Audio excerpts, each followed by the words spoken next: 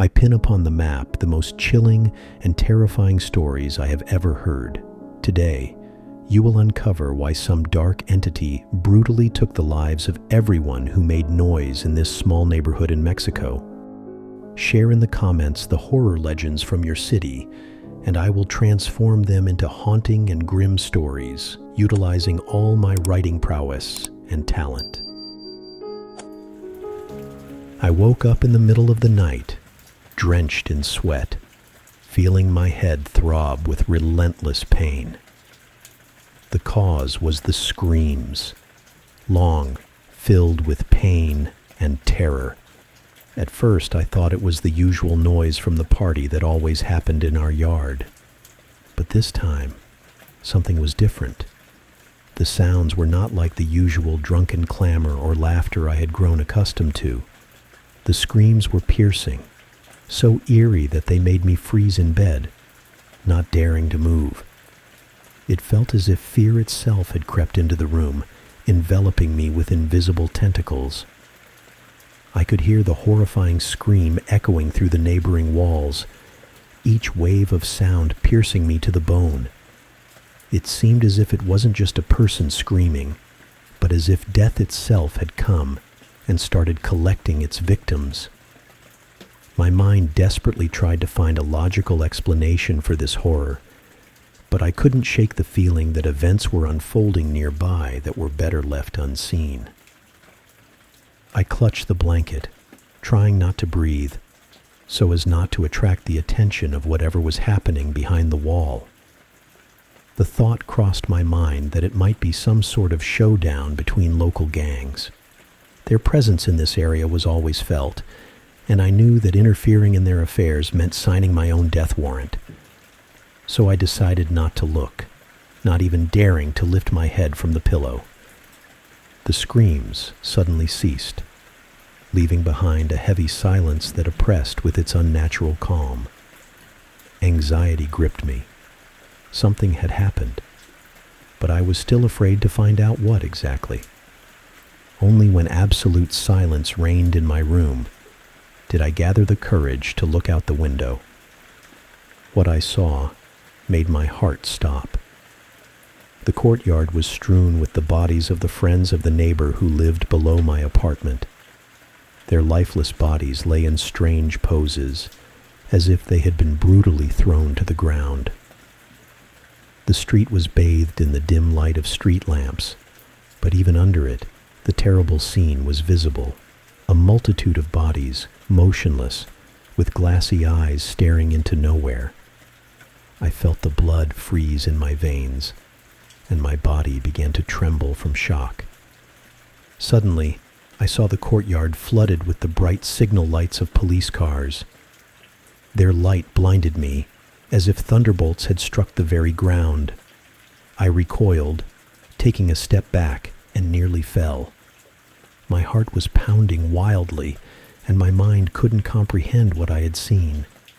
Something terrible had happened that night, and I knew I would no longer be able to close my eyes without seeing this horrifying scene before me. My hand trembled as I reached for the doorknob. The feeling that reality had become unusually fragile wouldn't leave me. Only one desire gnawed at me from within: to find out what had happened in the yard. I carefully opened the door and saw Gabriella, the neighbor from the apartment to the left. She had also come out, trembling all over. Her eyes shone with fear, and she clutched the small shoulders of her children as if trying to shield them from the world. Gabriella whispered a few words into their ears, sending them back inside the apartment and quickly closing the door behind them. Our eyes met. In hers, I saw not just fear. It was pure, unbearable terror. The same I had felt when I saw those scattered bodies. Tears glistened on her lashes, and I felt deep sorrow for her and for all of us. Silently, gently, I squeezed her shoulder in a supportive gesture, and she barely nodded in response, as if thanking me for understanding. We began to descend the stairs, each step echoing in the ominous silence. Gabriella followed me, as if seeking protection in my shadow. I tried to keep myself together, but I felt my legs turning to jelly, and my heart pounded in my chest as if it wanted to burst out. When we stepped onto the cold stone of the yard, a sharp chill ran through my legs. Only then did I realize that in my shock and fear, I had forgotten to put on shoes. At that moment, an ambulance arrived, following the police. The lights flashed in the dim morning light, further intensifying the atmosphere of horror we found ourselves in. The medics jumped out of the vehicle, but judging by their faces, they already knew that help would be futile. This only confirmed the worst suspicions. The neighbor and all his guests had died under strange and inexplicable circumstances. The police began questioning me and the other residents. I tried to focus on their questions, but my gaze kept wandering around the yard, noting details I hadn't seen before. Everything around took on a strange, unnatural appearance. A sense of anxiety spread through my body like a cold wind. When I heard Donna Paloma say calmly, "They were very noisy," I involuntarily shuddered. Turning, I saw the police questioning the elderly lady who lived in the end apartment on the second floor. Her figure looked so weak and fragile against the backdrop of all this chaos that I felt a wave of pity. Donna Paloma had difficulty even hearing their questions, and it seemed she didn't understand why she had to answer them. I thought it was unnecessary cruelty to the old lady who had always been safe and quiet. Her balcony was literally covered with blooming bougainvillea, so densely that she probably hadn't seen anything that happened that night. But something about all this left a bitter aftertaste in my soul. My mind refused to accept everything that was happening as a normal occurrence. The feeling that something more, something invisible, was behind these events continued to grow, ensnaring me in its web. After the questioning, I noticed Donna Paloma trying to climb the stairs again, swaying. Her movements were slow and uncertain, and I hurried to help her. She looked at me gratefully, and I gently took her arm, supporting her with each step. We walked silently through the dimly lit stairs, only the occasional creak of our steps breaking the silence. Donna Paloma seemed even smaller and more vulnerable than before. Her wrinkled face, usually calm, was now filled with confusion and anxiety. I led her to her apartment door, where she stopped and with a slight smile, quietly thanked me. Her words sounded barely audible, like the whisper of the wind. She carefully opened the door and disappeared into the dark interior, leaving me on the stairs. I felt the echo of her voice mix with my own inner turmoil. Inside, I was still boiling with unease that wouldn't let me rest. I went out onto the balcony and sat on an old plastic chair, trying to gather my thoughts. Below, in the yard, the commotion continued. Police and medics, like faceless shadows, carried the bodies of strangers wrapped in gray sheets who would never wake up again. I looked at the remnants of the party that had seemed so lively just 2 hours ago, now turned into a scene from a horror movie. Empty bottles, cigarette butts, and scattered belongings on the ground heightened the sense of chaos that had taken over this place. But something else caught my attention. I suddenly realized that a strange smell surrounded me. Sweet, but with a bitter tang at the tip of my tongue, it enveloped me from all sides, filling my lungs and penetrating my consciousness. The smell seemed familiar, yet foreign, as if mixed with something unusual. It was so strong that I felt a slight dizziness. My head seemed to grow heavier. My thoughts blurred, and the world around me became less clear. Maybe they had fallen victim to some forbidden substances, flashed through my mind. The thought sent a cold sweat down my spine, and my heart beat even faster. I rubbed the back of my head, trying to shake off this strange feeling. It was hard to focus, but I realized one thing. I definitely wouldn't be able to sleep tonight. The smell that enveloped me wouldn't let me rest, and the thought of what had happened that night haunted me like a shadow. So I slowly got up from the chair and, swaying, headed back to the apartment. I needed to distract myself somehow, to try to understand what had happened. But I felt that the answer, whatever it was, wouldn't bring me peace. A few days had passed since the mysterious deaths, but the weight of those events still hung in the air. People tried to return to their usual lives, pushing away thoughts of what had happened. However, each of us carried it in our hearts, like an invisible burden from which there was no escape. So when a new family appeared in the yard, everyone welcomed them as a breath of fresh air. A young couple with twins, Anna and Gabriel, moved into the apartment where our late neighbor had lived. The family turned out to be pleasant and friendly, and their presence seemed to revive our yard. We were happy to have new acquaintances, and some even joked that these children would bring new life and help everyone forget the recent tragedies. No one dared to tell them about the terrible events, hoping they could start fresh. On my day off, I was helping Miguel, a neighbor and friend, repair his old car. It was a typical hot day, and we worked in the yard, sweating under the bright Mexican sun. Everything seemed normal, even pleasant. The yard was filled with life. Someone was hanging laundry on the balcony. Someone was washing the floor. Children were running around us, laughing and playing. But there was something inexplicable about this day. An indescribable feeling that everything around had frozen and fallen silent, as if the world beyond our little yard had ceased to exist. Anna and Gabriel, the twins of the new residents, were running around carefree, laughing loudly and tossing a ball to each other. Their cheerful voices seemed too bright, too contrasting against the backdrop of the gloom that still hung over us.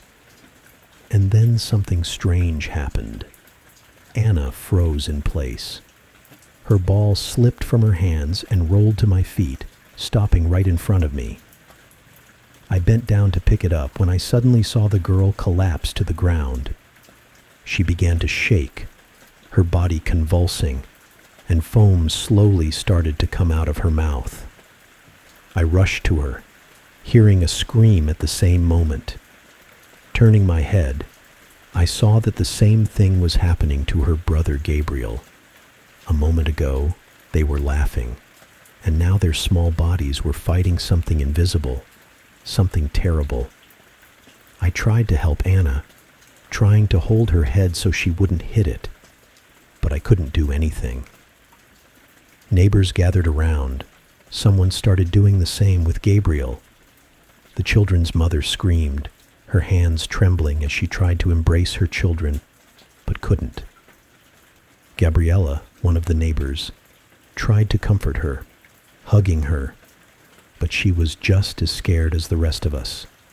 Even Donna Paloma, the elderly lady I always saw only in passing, stood on her balcony, watching what was happening.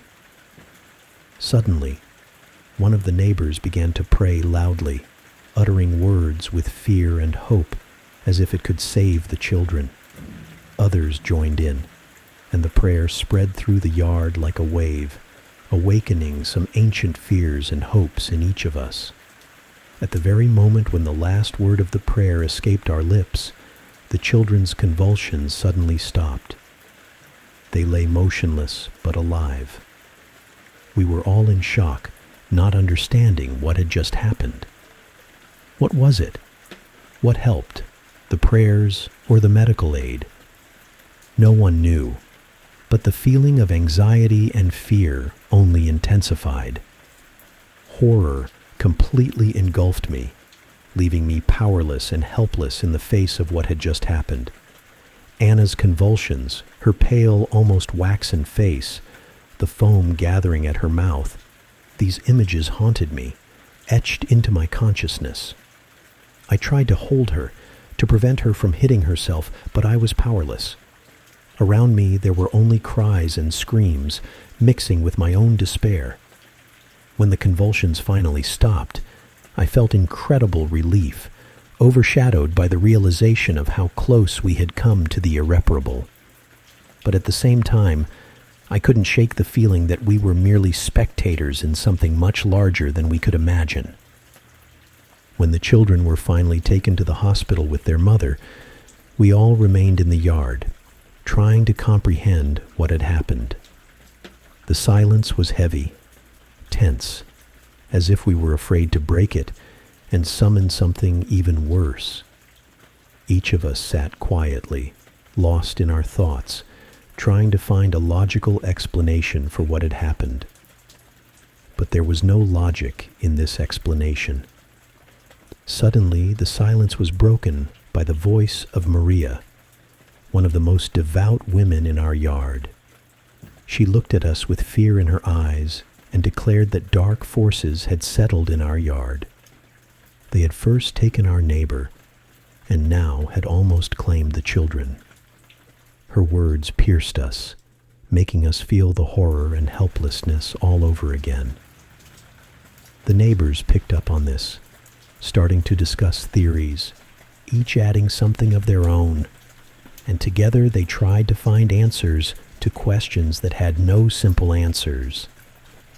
I sat apart, listening to them, but felt like a stranger in this place. My thoughts kept returning to the horrific image of Anna, almost lifeless, and each time this image surfaced in my mind, a new wave of terror washed over me. It was hard to breathe, hard to think, and I could barely hear what the neighbors were saying. I tried to focus, but it was in vain. At that moment, I missed the moment when the children's father, who had just arrived, began arguing with the neighbors. His face was contorted with anger, and I only noticed the altercation when he started shouting that we were all crazy, that it was our fault, and that they would move out because they didn't want anything to do with this apartment where someone had recently died. His emotions overwhelmed him, and I couldn't blame him. This apartment seemed to have become the center of something dark and sinister, and now it was slowly spreading throughout the yard. And so it happened. Just 2 days later, the family moved out, and it seemed that this event weighed heavily on each of us. Everyone who remained seemed afraid to leave their apartments, to cross paths with others. The yard became dead, silent, as if everyone was waiting for something even worse. But this waiting had no end. But soon, something even more disturbing began to happen. At first, no one paid attention to the fact that objects began to disappear or end up in unusual places. The apartment keys, which always hung on the hook by the door, suddenly appeared in the hands of a neighbor. A flower pot that stood on the balcony somehow ended up at the other end of the yard, in a completely different place than usual. No one could explain this, but the tension began to grow. Gradually, paranoia took hold of us. Arguments began between neighbors. Everyone started suspecting each other of theft, and these suspicions led to real conflicts. Neighbors who had previously communicated peacefully now lashed out at each other with accusations. I couldn't help but feel how this atmosphere of discord was growing, as if an invisible hand was inciting us to mutual hatred. One day, when another argument reached its peak, Maria intervened, She stood in the middle of the yard and seemed to have a true revelation. Her words, filled with fear and determination, spread through us like the wind. She insisted that these were not simple thefts, but manifestations of dark forces that wanted to divide us, separate us from each other, and destroy us. Her theory instilled fear in those present, but at the same time, it became the spark that reignited our desire to fight for our peace. It was after this that the idea of calling a priest began to circulate. It was like a healing that everyone subconsciously longed for, but no one dared to say out loud. Now that the idea was voiced, it gradually gained strength, like a cloud before a storm. And with this hope, we waited for the moment when we could finally feel safe again, even if deep down we understood that it might already be too late. The priest appeared suddenly, like a ghost, the next day. I was returning from the store, trying not to think about what was happening in our yard, when I heard an incredible commotion. It came from there, as if someone was losing their mind. My heart clenched, and I hurried home, hoping that this noise was not a harbinger of another disaster. When I entered the yard, I saw the priest standing in the middle, holding a cross in his hands. His face was serious, even stern. Next to him stood Maria, her devoutly clasped hands trembling with tension, but her voice did not falter. She was arguing with Juana, who, as far as I remembered, was a devoted follower of the Santa Muerte cult. Their argument was so loud, it seemed to cut through the air. Maria shouted about the demonic forces surrounding us, insisting that only a Catholic priest could expel the evil from our yard. Juana, with an equally angry expression, claimed that Santa Muerte would protect them all, but they had to follow her rituals. I stood aside, slightly off balance from the conflict, when I noticed something strange happening with the weather. Just a few minutes ago, the sky was clear, but now the wind began to pick up, carrying heavy clouds that quickly filled the sky. Thunder rumbled in the distance, echoing in my chest, and shadows that had been hiding seemed to crawl out from every corner. It was a feeling hard to describe, as if nature itself was reacting to their quarrel, trying to warn us. I trembled with fear, watching as the two women continued to argue while the sky darkened above them. The wind howled like a raging beast, and I thought something was about to happen. But at that very moment, when Maria, gathering her courage, thrust forward the cross hanging around her neck, the argument suddenly ceased. Juana fell silent, her gaze filled with anger, but she relented. And in that second, as they calmed down, the wind began to die down. The thunder receded, and the darkness retreated, as if nothing had happened. The priest sighed and, wasting no time, began the cleansing ritual. He sprinkled holy water around the yard, uttering words in Latin meant to purify the place from evil. I watched as the drops of holy water fell to the ground, as if trying to absorb something invisible, something that had settled here from the beginning. His voice droned on, pulling us into an abyss, and with each word my heart tightened more. I stood frozen, unable to move, feeling the cold creeping up my legs. It felt as if the ground beneath my feet was cracking, as if we were being pulled into another reality where only fear and despair reigned.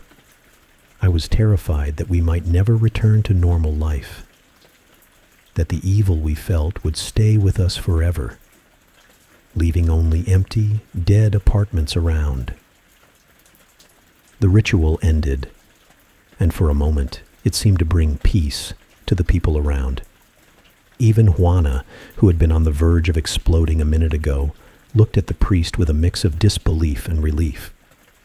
Maria, as if shedding a huge burden, fell to her knees and, trembling, began to thank the priest for his help, tears streaming down her face.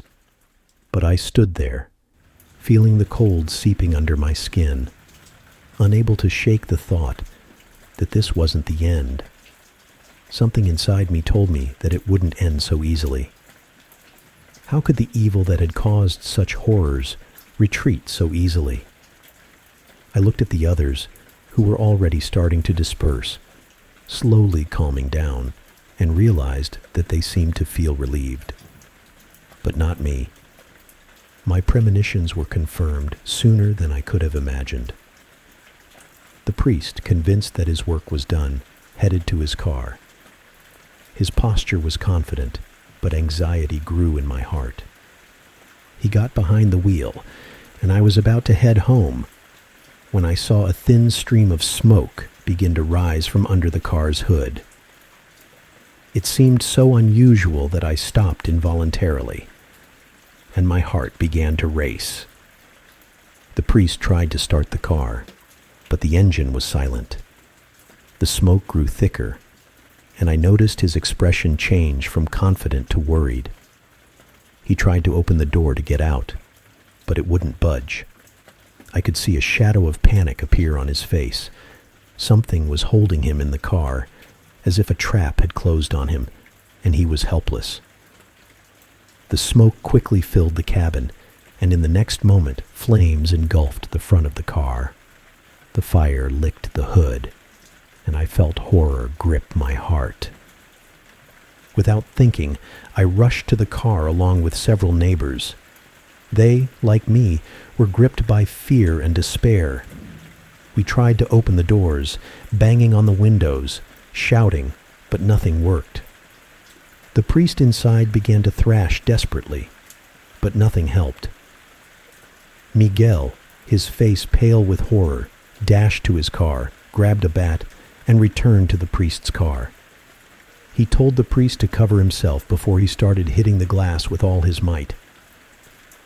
I saw his hands tremble as he struck, trying to break the window, but the glass held firm, like a sinister guardian protecting the flames inside.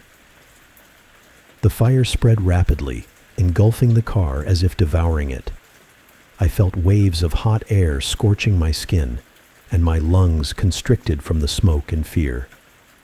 The priest screamed, but his voice was quickly drowned out by the flames that now enveloped the entire vehicle. We were powerless. Our efforts seemed futile, and the evil we tried to expel had taken its toll. The glass finally gave way with a resounding crack that seemed to tear through the noise. Shards rained down on the priest, who, now covered in small cuts, let out muffled groans. Miguel and I grabbed him, our hands trembling with tension and fear, and with our last strength, we pulled him from the car. The asphalt beneath us was so hot, it felt like the ground was melting, but we were in a panic, focused only on dragging the priest away from the rapidly spreading fire. Our efforts were in vain. Our legs buckled, and our minds couldn't process what was happening. I felt my mind refusing to believe this was reality.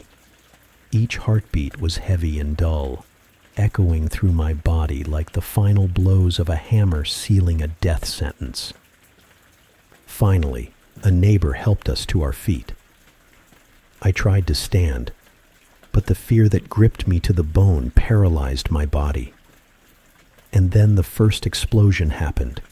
Loud and deafening, it made us all recoil. The glass shattered, like fragile shells of life bursting, scattering shards in all directions. The car's tires burst one by one, and with each new explosion, I felt something inside me break, as if my body and mind couldn't withstand the pressure of this horror. The fire grew, consuming the car like a predator savoring its prey. The flames twisted and burned in the air, dancing in a cruel ritual, enveloping every inch of the vehicle. I stood motionless, paralyzed, unable to tear my eyes away from this infernal spectacle. It felt as if the fire was alive, with a consciousness, deliberately destroying everything in its path. My lungs filled with smoke. Each breath felt like hell, heavy, but I couldn't force myself to look away. The priest tried to say something, but his voice was lost in the roar of explosions and the roar of the fire. He was completely at the mercy of this nightmare, as were we all. This was more than just an accident.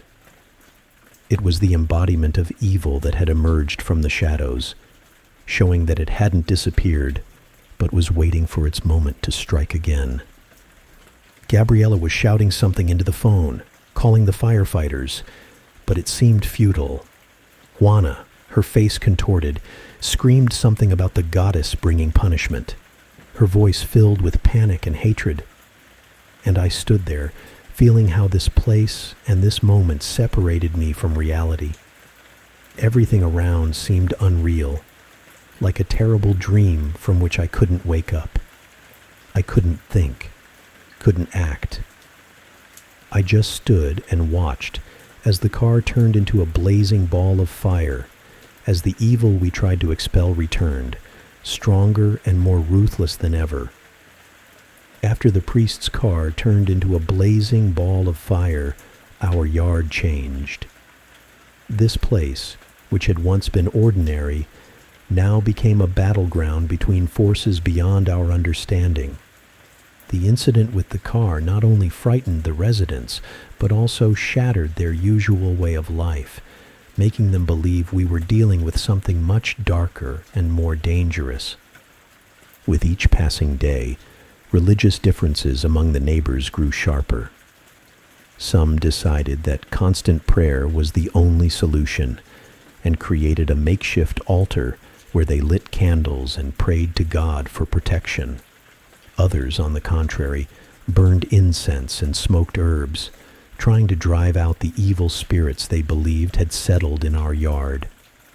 It all resembled chaos, deepening fears and suspicions.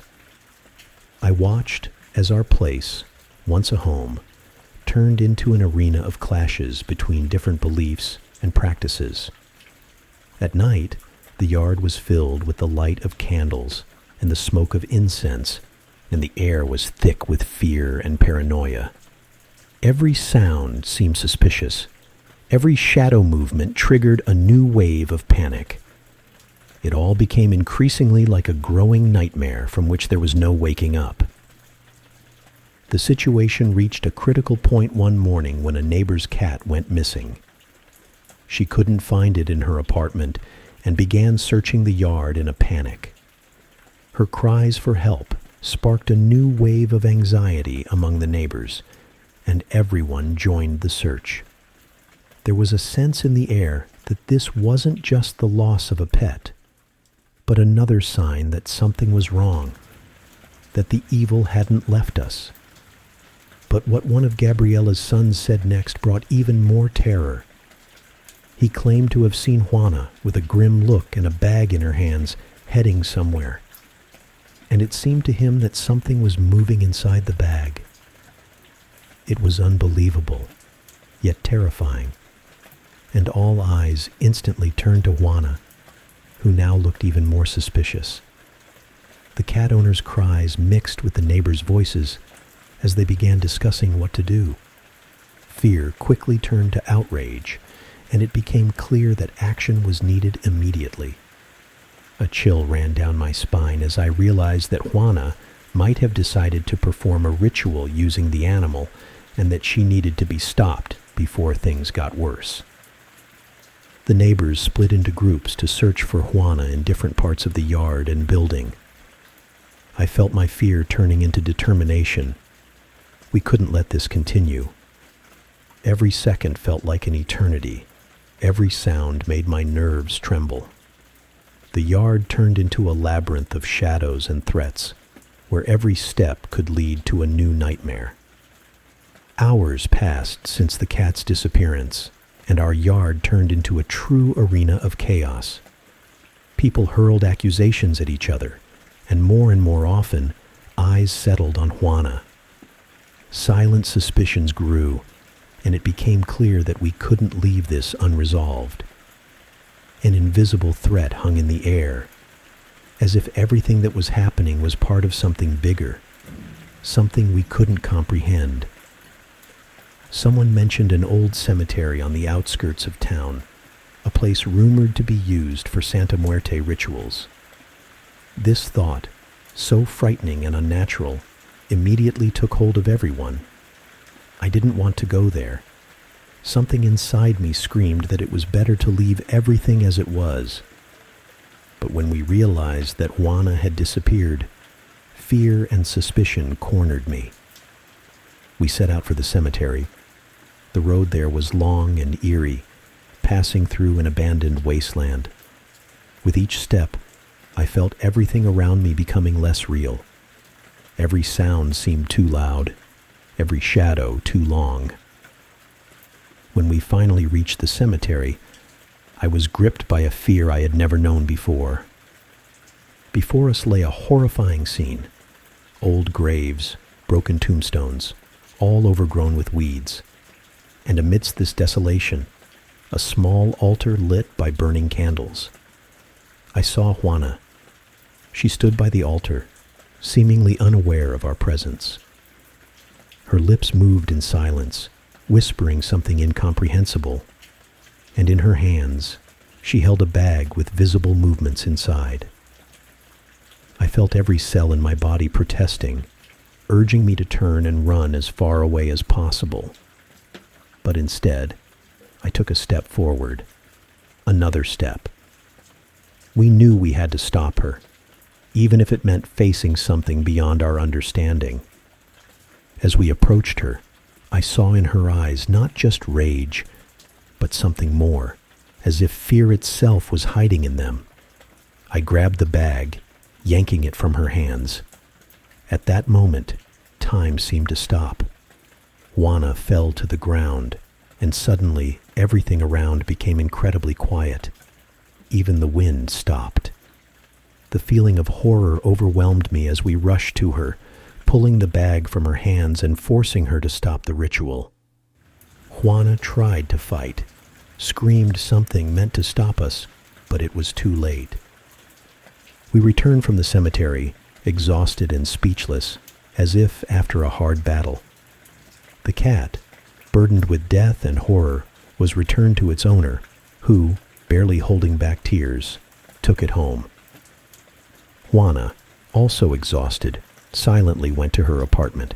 No arguments, no accusations, just a lingering, oppressive silence that weighed heavily on our chests. I entered my apartment without even taking off my shoes and collapsed onto the bed. Fatigue enveloped me like a blanket, but sleep wouldn't come. Thoughts swirled in my head, but my body refused to respond. Eventually, sleep overcame me, pulling me into the abyss of oblivion, where there was no place for fear or anxiety. But the peace didn't last long. I was awakened by a scream, a piercing, childlike scream that tore through the morning silence like a sharp knife. I jumped out of bed, my heart pounding in my chest. The crowbar I always kept under my bed was in my hand before I even realized what I was doing. Running into the hallway, I saw Gabriella's son. He stood in the middle of the stairs, trembling all over, tears streaming down his face. He couldn't say a word. Only his shaking hand pointed down to the yard. I approached the edge of the stairs and, with horror, looked down. The stone was stained with something dark and viscous, resembling blood. My mind refused to accept the reality unfolding before me. This was just the beginning. As the fog of sleep lifted, I saw the full picture. Blood splattered everywhere, staining the floor, walls, and chicken carcasses lay scattered around, their feathers stained, their limbs twisted and strange. They looked as if they had been brutally torn apart and left as a warning. Without thinking, I covered the boy's eyes, pressing him to me, and quickly led him to a neighbor who had come out at that moment. She, seeing us, turned pale and hurriedly took the boy inside. When I returned downstairs, the crowbar in my hand felt heavy, almost unbearable. My footsteps echoed through the empty yard, and every rustle caused panic. I carefully examined the area, feeling every nerve in my body tense to the limit. There was no one, just us and this horrific scene. Suddenly I noticed something on the walls. Handprints, strangely long and twisted, were higher than a person could reach. They seemed to be burned into the stone, leaving dark marks. It looked as if something had crawled along the walls, searching for an exit. The prints ended in the shadow, cast by an old bush. And then a cold, paralyzing fear gripped me. It felt as if something invisible and sinister was watching me from that darkness. I felt its gaze on me, but saw nothing. Logic told me there was no one there, but my instinct screamed otherwise. It seemed that if I took a step closer, whatever was hiding in the shadows would pounce on me, destroying any chance of escape. Neighbors gathered from all sides, their steps determined but slow, as if they were afraid to find out what was happening. Their faces reflected a mix of fear and disgust as they saw the bloody scene. Despair and ignorance reigned in their eyes. Each of them realized that the situation was increasingly getting out of control, and in each of them grew the certainty that forces were at work here that they didn't understand and couldn't stop. Suddenly, Juana appeared before me. She looked as if she was being consumed by her own nightmares. Her eyes were red from sleeplessness, her face pale and exhausted, and every movement seemed cautious, as if she was afraid of invoking something upon herself. Her gaze was initially directed at me, but then suddenly shifted, stopping on something behind me. I felt the blood freeze in my veins. Her face contorted with horror. She froze, her body trembling as if from a cold that pierced her bones. Slowly, as if under some invisible weight, she began to kneel, her fingers nervously sliding over the stone, leaving bloody streaks. She crawled backward, not taking her eyes off the same point behind me, her lips moving, uttering incomprehensible prayers. Every movement was filled with despair, and with each step, the fear in my heart grew. Her blood mixed with the existing blood on the stone, forming a terrifying red-black pattern that seemed to pulse like it was alive. I stood silently, watching what was happening, feeling something deep and dark tearing inside me. My thoughts blurred, like in a fog, but one thought pounded in my head. Something terrible had settled in this yard, and this something wasn't just watching us. It was already touching each of us, leaving marks in our consciousness, making us see and feel what couldn't be explained. Juana grabbed Miguel's leg, her fingers clenching around his ankle, leaving red streaks on his skin. Her voice, once loud and confident, now sounded barely audible, her pleas turning into sobs. She prayed to be taken away from here, far from this place, which she believed had become a repository of evil. Her tears mixed with the blood on her face. She felt no pain, only a panicked fear of the unknown.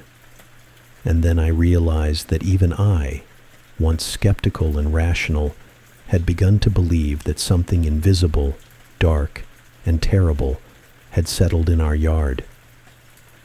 This was not just a disaster, it was something much worse, something that wanted not just to destroy us, but to leave us in eternal fear of the unknown. And this something had already begun its inexorable path. There was no point in calling the police. That was the consensus among those who still had some strength and sanity left in the courtyard. The mere thought of explaining the horrors of this night to outsiders seemed absurd. Miguel took it upon himself to escort Juana home.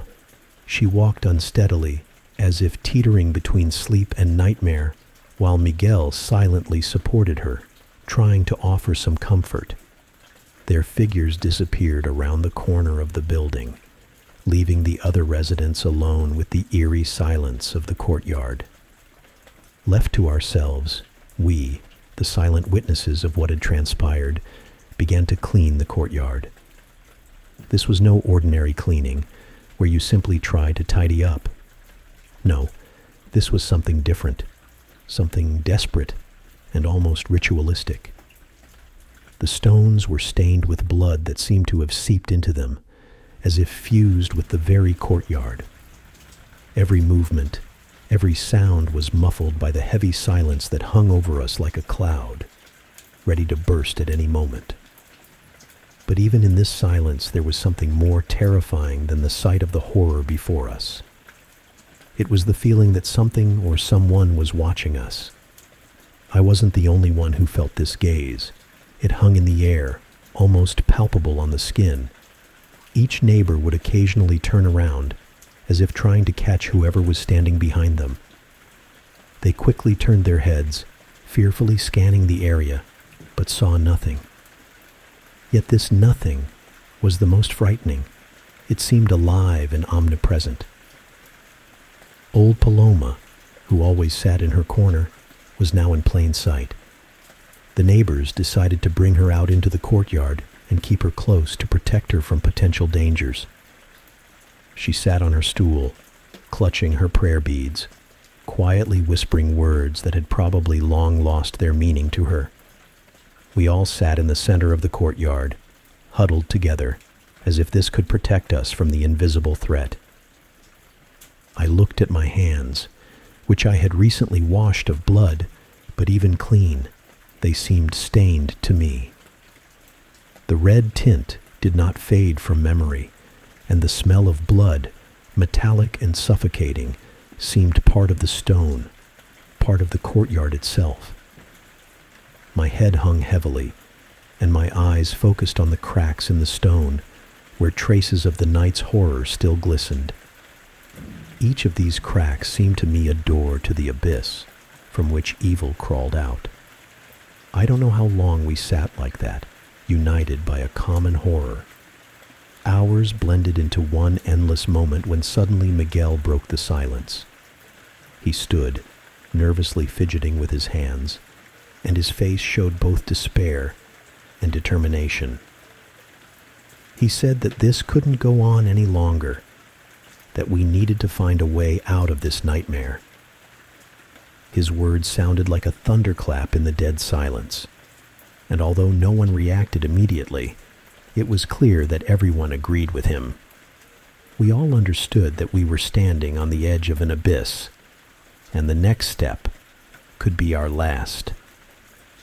Miguel gathered us all in the center of the courtyard, his voice quiet but full of determination. He suggested listening to Juana, who held a small bag in her hands, as if it were our last hope. I saw her trembling, but her gaze was focused. We gathered around her, forming a small circle. Even the most skeptical among us were silent. Their faces reflected only despair and a willingness to do anything to end the horror that had engulfed our courtyard. Juana took a deep breath, her voice trembling, but she spoke confidently.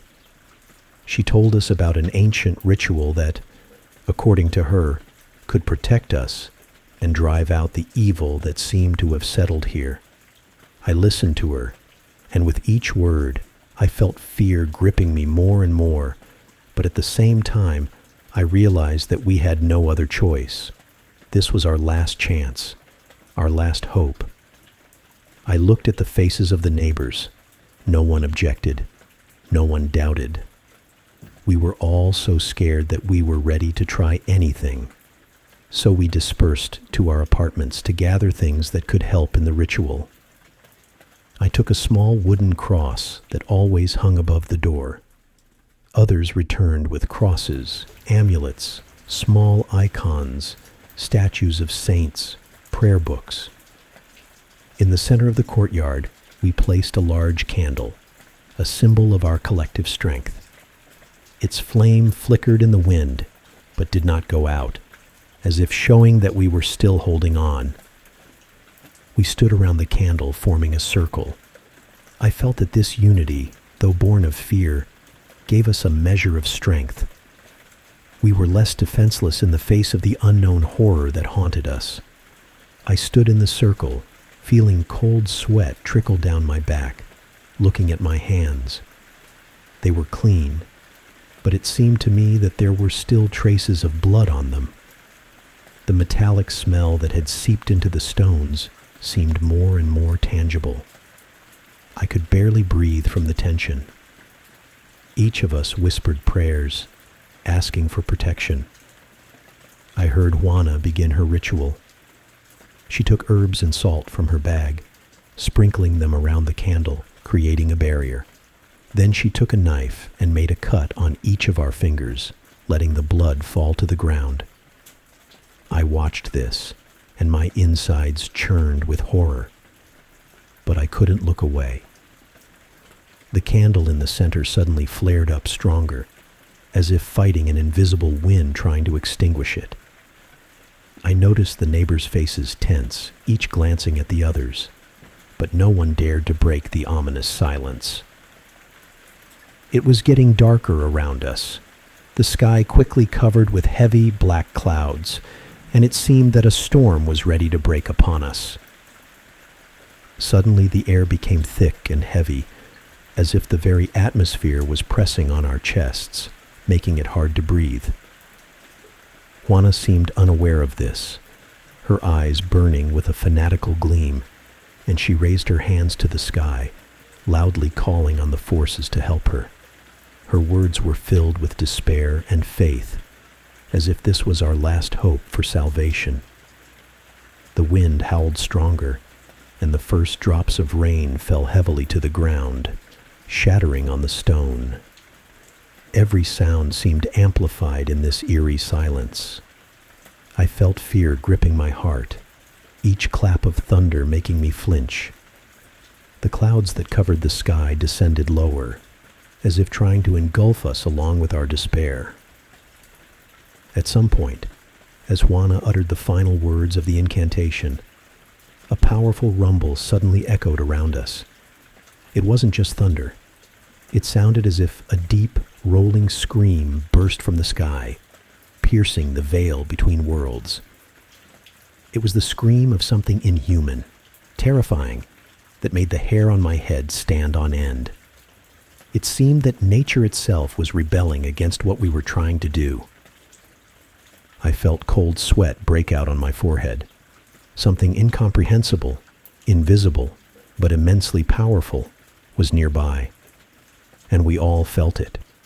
Suddenly, the silence became so deep that it seemed the courtyard itself held its breath.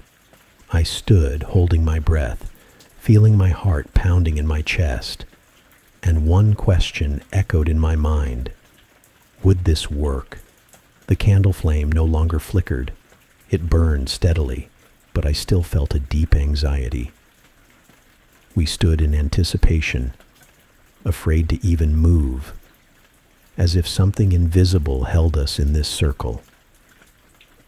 No one knew what would happen next. I looked at the faces of the neighbors, saw the same fear in their eyes that I felt myself.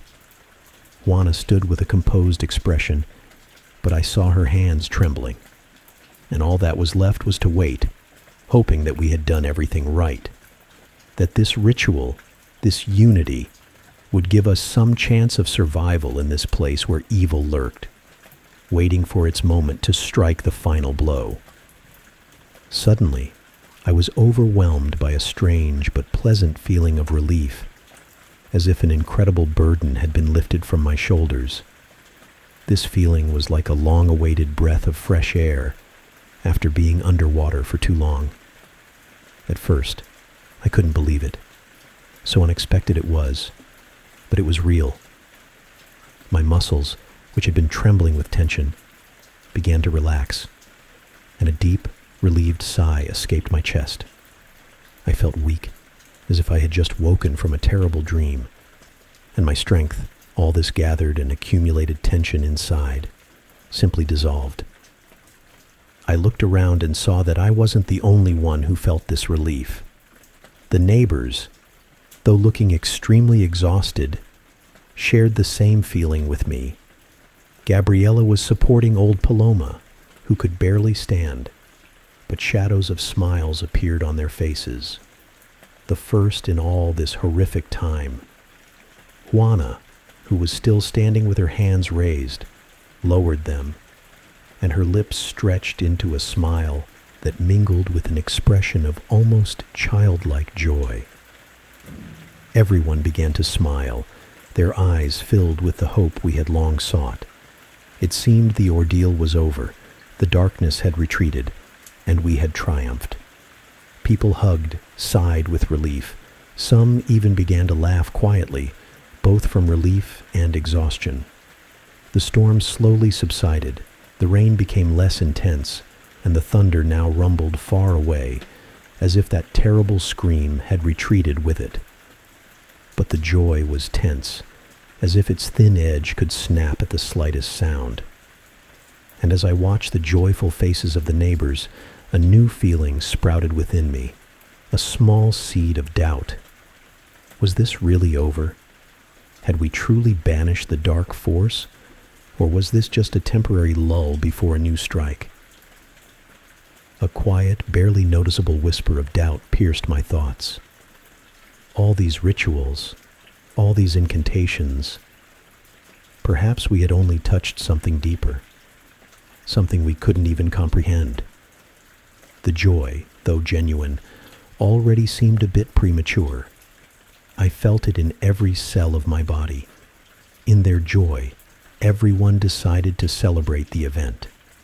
The idea seemed wonderful to everyone, as if it was the perfect ending to a horrific story that had dragged on too long. In the morning, as I was getting ready for work, a light smile played on my face. Gabriella's children were drawing a poster for the party, and other neighbors were bustling around, decorating the courtyard and preparing treats. It was to be a grand celebration, one that everyone had been eagerly awaiting. Finally, it seemed as if the sun was beginning to break through the thick clouds. However, all day at work, I couldn't shake the feeling that something was wrong.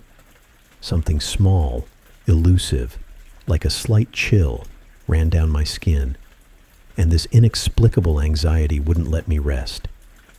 Despite the general uplift, a feeling had taken root deep inside that we might have celebrated victory too soon.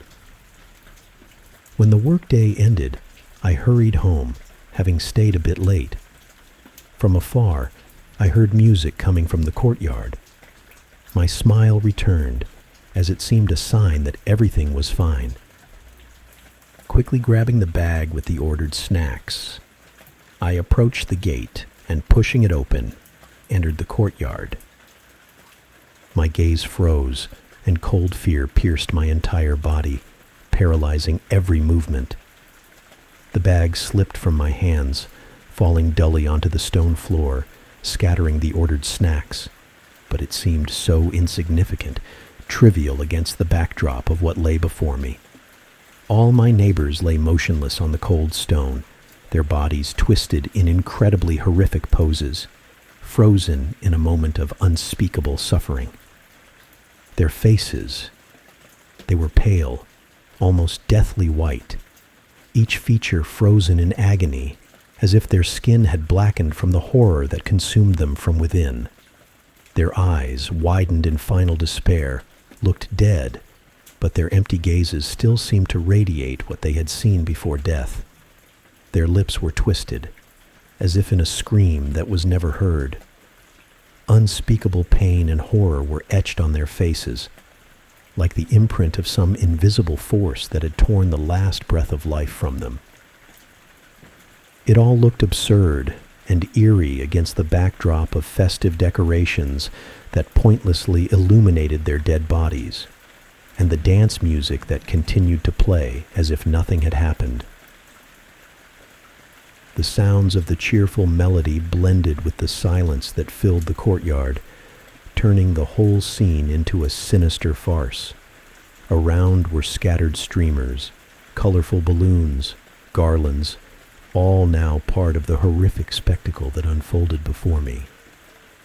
And each piece of decor only emphasized the grotesque hopelessness of the situation, creating a contrast between the celebration that was supposed to happen and the tragedy that replaced it. And then my gaze fixed on the center of this horror. Amidst all this dreadful scene stood old Paloma. Her gentle yet terrifying smile was directed straight at me, as if she was waiting for me to join this horrific finale. Behind her, on the wall of the house, a huge, almost unreal shadow was clearly visible, sending shivers down my spine. It wasn't just a shadow. Its contours, though blurred, carried something incredibly frightening, something inexplicable, something that made my heart beat wildly. Paloma looked at me with that same crazed smile, extending her hands towards me like a mother inviting a child into her embrace. And suddenly, as if through the noise in my own head, I heard her calmly say, "They were too noisy." Those words, simple and almost mundane, struck me like a lightning bolt to the heart. My mind began to unravel the events that had seemed chaotic, but now everything fell into place. Memories whirled through my head, showing me how everyone who dared to disturb the silence and peace of this courtyard ended up on the brink of death or in terrible agony. At first, I saw only a strange coincidence, but now I felt that this connection was obvious, even horrifyingly inevitable. It was all about her, old Paloma, who always seemed so innocent, quiet, almost unperturbed. She was always on the sidelines, watching with cold calmness what was happening around. Her presence seemed insignificant, but she was omnipresent, an invisible thread that tied all the horrors of this place together. I recalled her reaction to each tragedy, and my heart clenched with realization. Her gaze never changed, and there was always a slight, barely noticeable smile on her face, which now seemed eerie to me. I always felt that something was wrong with her, but I could never imagine that this frail, hunched figure hid such a dark power. She seemed to be the spirit of this courtyard, an invisible arbiter who punished any disturbance of the silence. My heart pounded in my chest as if trying to break free when I realized that she, Paloma, was the invisible executioner who had led everyone to this terrible fate. Her hands seemed soaked in blood, but not literally. It was a feeling as if all of her entire essence, was immersed in this ruthless, invisible force. Were all these misfortunes, all these terrible events her doing? And if so, what was she really? With each new realization, I was gripped by more and more horror. She didn't just watch. She controlled. She punished. She judged. And those who dared to interfere in her quiet world became victims of this invisible but ruthless justice. My soul shuddered, realizing that this old, frail woman was the embodiment of all the evil that hung over our courtyard, and that she did it with cold, unflinching calmness, as if it was meant to be. My thoughts were suddenly interrupted by the loud wail of police sirens. I turned and saw the flashing lights of their beacons reflecting off the walls of the house. This light, which at any other moment would have seemed annoying, now looked almost salvific in this nightmarish situation. At first they headed towards me, but their gazes stopped on Paloma. The police officers exchanged nervous glances, as if sensing something wrong. One of them began to cautiously approach the old woman, holding a taser in his hands. Paloma stood motionless, her figure seeming frail and defenseless. But there was something dark and sinister gleaming in her eyes. The officer paused for a moment, as if weighing all possible consequences, and when he got close enough, he quickly used the taser. The old woman screamed sharply in pain, and this piercing scream cut through the air, making everyone around freeze. But it wasn't just her scream. Following it came a loud, inhuman roar that seemed to come from the depths of the earth. It pierced the night, making everything around shudder. I stood paralyzed with fear, watching Paloma's body fall to the ground and the huge black shadow that had grown behind her slowly dissolve into the night shadows. It wasn't just a shadow. It was something more, something that shouldn't exist in this world. A feeling of unusual cold passed over my skin, and I realized that only now had this terrible nightmare finally ended. I was taken to the police station for questioning. I sat in front of the officers trying to tell them everything I had seen, but each word came with difficulty. Each mention of the neighbors, their faces now frozen in horrific grimaces, made me fall silent. I barely held back tears, trying not to break down right there in that sterile office. The police listened to me with disbelief, and I saw that they didn't want to believe this story, which seemed too horrific to be true. In the end, they decided to chalk it up to another gang clash, and they let me go home. I left the station and walked back to my courtyard. But this courtyard, which once seemed familiar to me, now felt alien, soaked with memories of the horrors that had occurred here. I looked at it all as if with foreign eyes, and realized that I couldn't stay here. The decision came quickly. I went up to my place, gathered the essentials, and within an hour, I was sitting on a bus taking me far from this place. I wanted to leave Mexico forever, to forget those terrible events, to leave them behind like a bad dream. But deep inside, I knew that these memories would haunt me forever. Nothing could erase them from my mind. Every time I closed my eyes, I would see those bodies, feel as if Paloma's shadow still pursued me, no matter where I was. Now, let me share a moment from my life. I am an artist, and oil painting is both exciting and relaxing for me. About 8 years ago, I became so passionate about oil painting that I earned a Bachelor of Arts and now work as an art restorer in Barcelona. One day, I looked back and realized what knowledge I needed when I first started. So I prepared an intensive course of 14 visual and practical lessons for you. No talking heads or unnecessary chatter, just rich content that is immediately applicable in practice, all for the price of 1 day of car rental. Art therapy is a great way to cope with your anxieties.